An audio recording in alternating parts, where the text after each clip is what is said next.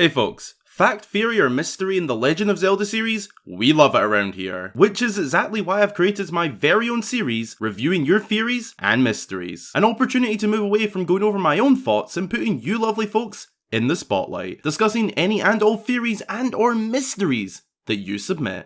Welcome back. This is the official 12th episode of this series. Not consecutively a year of these videos monthly, but added together and you've got 12 episodes. It all started as a fun one-off video with more interaction, and it took off from there. A little while after that original video, I brought the idea back and turned it into a series. A little name change and style change early on, and the series started finding its way nicely. I've had a blast making these videos and have no plans to stop. I mean, just wait until Tears of the Kingdom is out and man, RYTM episodes will be insane. But for now, let's celebrate the 12th official episode of reviewing your theories and mysteries. That's right, everybody give a little clap. Also, next month will not feature an episode of the series, as I upload these on the last Sunday of every month, and in December, that falls a bit too close to Christmas. But don't worry, I'll be doing something different instead. More info on that at the end of the video. For now, let's do this. Be sure to go and grab yourself a snack or drink and send them in to get featured right here. And also be sure to drop a like and subscribe if you haven't already. It really helps the channel out. And let's get into this one. First submission from user Clip. What happens between Breath of the Wild and Tears of the Kingdom? Awesome! Some theory, I don't know. That's okay. I'd consider this more of a mystery submission, and that's okay, as we do cover both theories and or mysteries. Anyway, what happens from the very ending of Breath of the Wild and whenever Tears of the Kingdom kicks off? Well, Breath of the Wild ended with Link and Zelda on these hills and talking about their next plan of action. Zelda mentioned that something is up with Hyrule and that they should check it out, and the scene ends shortly after that. So we end off on the implication that they're going to head to Zora's Domain. That's all we know. Now, as for the start of Tears of the Kingdom, we don't know where that will start at all. It could be at Zora's Domain, going from the first game, but it also could be anywhere else, as when this cliffhanger-esque ending was made, a sequel wasn't a set in stone idea. DLC was, but that eventually turned into a sequel. Personally, I do not think the sequel will begin literally where the first game left off, so Zora's Domain isn't for me. I think that there will be a small time jump, and that's what you're referring to in fact. Maybe a week or two to a month or two, but not very long, generally speaking. I believe some work will be done to Hyrule, Zelda's presence being made known in each settlement, and slowly the kingdom begins to heal. Something to note in all of the trailers for Tears of the Kingdom so far is that the Sheikah creations such as towers, shrines and the columns are gone. In the time between the games, could the Sheikah tech have been removed? Perhaps due to how disastrous it ended up being. Maybe, yeah. I think that is possible, but not certain. The missing Sheikah tech could be for a number of reasons. What I do think will be certain is the early stages of reforming a leadership system in Hyrule, another thing that'll happen between the games, with Princess Zelda being at the helm of that. Then, which is when we start playing, some bad stuff begins to happen. Signs of what's going to happen both underground and in the sky. It's all very unknown currently, but in short, I believe between the two games, a few weeks to a few months will have passed, and the most notable events in this time frame will be some reforming of Hyrule and the kingdom's leadership. Second submission today, from user Mother Hyrule. The Lomai labyrinths in the Lost Woods hold a connection. A pretty unique and out there idea, but one I am interested in discussing. So the comment suggests that because they share the same music, there could be a connection in inspiration, that being that the Lost Woods actually inspired the Zonai to build their labyrinths. Reason to suggest this being that the Lost Woods are essentially a labyrinth. Okay, so for me this is very out there, but with a smidge of possibility to it. The Lost Woods have been a very long reoccurring location. I'd personally say that they are probably older than the existence of the Zonai and their work. Playing on that, if true, then we can continue with this idea. So the music is the same. Both are maze labyrinths. Could this be because the Zonai took inspiration? Well, the Typhlow ruins are very close to the Lost Woods and take on a very similar environment. The main difference is the fog. One is white and one is black. Yin and yang perhaps. Well, maybe. Could these ruins have been the Zonai's first attempt at this recreation, and then went on to create the massive labyrinths? It is somewhat possible, I guess, but not something I'm entirely on board with, solely just to a lack of evidence to actually prove it. However, as a general idea, it is interesting as to why they share the same music, from a theory, mystery, and lore perspective anyway. I'd really like to hear everyone's thoughts on this, especially if you have more evidence or points to add. Then, maybe we could revisit this one. Third submission up, from user The Uneven Stitch. Each of the 7 tiers, seen by the mysterious figure in Tears of the Kingdom, represent each of the major races of Hyrule, and we'll be helping them to gain their assigned tier. I love this submission first of all. What these tiers stand for is a big mystery regarding the recent trailer, and I've heard and agreed with ideas such as them representing the 7 sages, and or 7 dungeons. But your idea actually makes a lot of sense, and could still include those previous ideas. You mentioned that the tiers represent each kingdom, or race of Hyrule. This would be the Hylians, Sheikah, Zora, Gorons, Rito, Gerudo, making up 6, and then either the Koroks or Zonai as the 7th. Personally, I think the Zonai would make the most sense given all of their presence in this sequel so far. Regardless, each tier would correspond to each race of Hyrule. To gain them, we'd have to help the races of Hyrule in order to be rewarded with their tier. Just like how in past games we went after artifacts connected to the races of Hyrule. They could be collected via dungeons that will become known connected to each race, like say the Arbiter's Grounds for the Gerudo, Lake Hylia for the Zora, Death Mountain for the Gorons, and so on. The Zonai could be in one of their prominent areas or in the sky.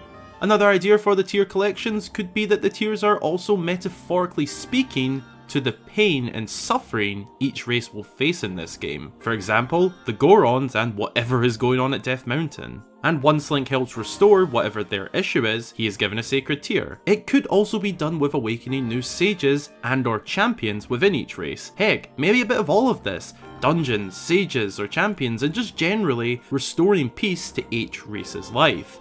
Removing their tiers, rewarding us in receiving their tier of the kingdom, ultimately playing some important role in the grand story of this adventure. I love this idea and I'm fully on board with it. I think that this is pretty possible and that you're spot on here. I can't wait to see and find out.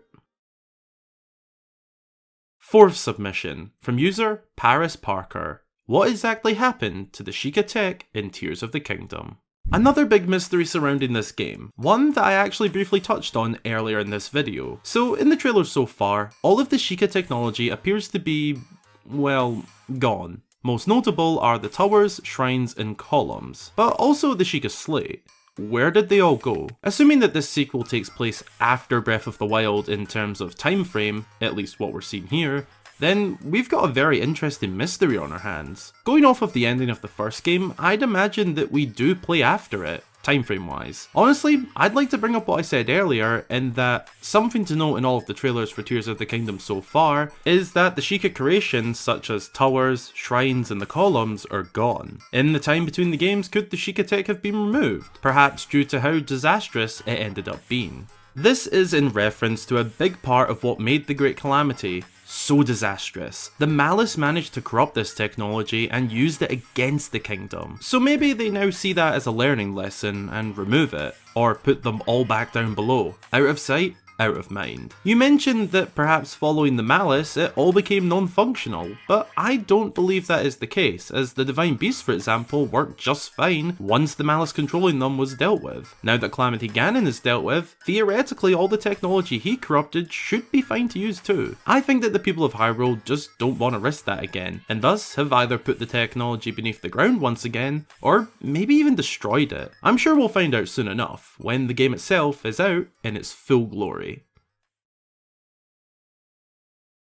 Fifth and final submission of the episode. From user Alex, the mural figure might be none other than Midna. Oh, yes. Okay, being a Twilight Princess mega fan, I instantly want to discuss this and explore its potential. The general idea of the Twilight returning in this game has been brought up a fair bit ever since the first trailer. From the similarity in energy colours to the more recent Twilight-like line designs on the Master Sword. It isn't clear, but it is looking like a possibility. Some points you make in your comment are that Midna is in fact taller than Zelda, so is this deity as seen in this shot. Of course, that is if this figure is definitely Zelda, which is currently a speculation, but let's say it is for sure. Okay, you've got that point. Another is that Midna broke the mirror of Twilight at the end of Twilight Princess with a literal tear. Could that symbolically be brought back? Yeah, maybe. But the point that holds the most strength in my opinion is all of the Zonai and Twilight connections. There have been countless theories, countless very strong theories and connections to suggest that the Zonai tribe of Breath of the Wild are none other than the Twilight of Twilight Princess. Both their architecture and histories line up pretty similarly. Design-wise, a lot of their work and symbolism is the exact same. They're both said to have been powerful magic wielders. The rabbit hole goes deep with this, and I'm not about to dig it in my video, but please go find some of the amazing Zonai theories out there. It's insane, they're so good. For me, it is those connections that give this validity and possibility. It's still far too early to say, but man, it would be so cool. And you know, the sword at the end of the trailer does use very similar line art to the Twilight designs in the Twilight Realm. Could Midna be helping repair the blade? Could this all be hinting at the return of Midna? I hope you're correct here, but for now, we will just have to wait and see. That concludes this episode of reviewing your theories and mysteries. I hope you all enjoyed listening to these awesome submissions, and whilst there won't be an episode of RYTM next month, there will still be a video that you can get involved in. If that interests you, then listen up. Instead of the usual monthly episode, I have decided to do something Christmas related. Reviewing your theories and mysteries goes festive, if you will. What I need you all to do, if you wish to anyway, is send in your favourite, most wholesome, funny and or special Christmas memories related to The Legend of Zelda, and I'll read them out as a sort of fun around the fireplace style video. I will be making a post on my YouTube community page as well as my other social media pages, so look out for that to submit your memories. I'll be resuming this series sometime in early 2023. Be sure to drop a wee like down below if you enjoyed, and also consider subscribing for more fabulous Zelda content. Both would make my day. Follow my socials linked below to keep up to date, and as always, a huge, massive, amazing shout out goes to all of my channel supporters. Thanks a ton. Your support really helps me to make these videos week in, week out, all month long, 365 days a year. If you'd like to join them and get yourself a shout out upon joining and your name at the end of every video, then consider supporting via the links below. Thanks for watching, I hope you all have an amazing day or night, and until the next time, I've been Hyrule Gamer.